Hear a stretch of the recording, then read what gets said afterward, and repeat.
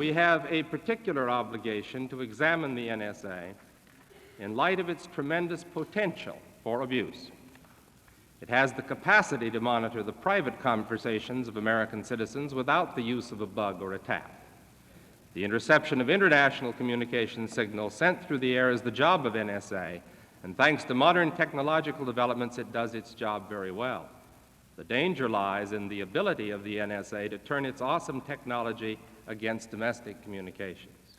40-year-old video of the Church Committee's work. That was the chairman of the committee, Frank Church of Idaho, and immediately to his right is the then 39-year-old chief counsel to the committee, Fritz Schwartz, who is our guest joining us throughout this series. He's with us in New York. Elliot Maxwell here in Washington, D.C. Now, today, in the wake of 9/11, the NSA is something of a household word for anybody who follows the news and politics. But how well known was the agency in 1975, Mr. Schwartz? Well, hardly at all. The NSA, the joke was that NSA stood for no such agency. It was not meant to be discussed at all, and it wasn't generally.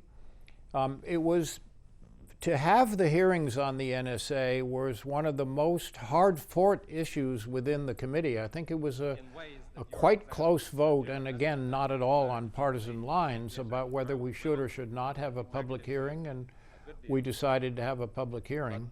I remember speaking to the general counsel of the NSA when we began getting information and indicating we needed to get more information, and he said to me, "But the Constitution does not apply to the National Security Agency." That was an interesting idea, that the Constitution didn't apply to a whole agency. I think I know what was in the back of his mind, that their work was meant to be foreign. They were meant to be doing things overseas, largely.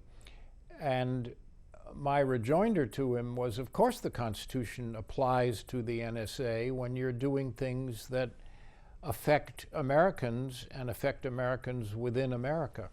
With respect to wholly domestic communications, is there any statute that prohibits your interception thereof, or is it merely a matter of your internal executive branch directives?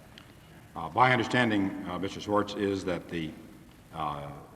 at least the National Security Council Intelligence Directive defines our activities as foreign communications, and that we have adopted a definition for foreign communications consistent with the Communications Act of 1934, and therefore I think that is the... All right, but you believe you're consistent with the statutes, but there isn't any statute that prohibits your interception of domestic communications? I believe that's correct.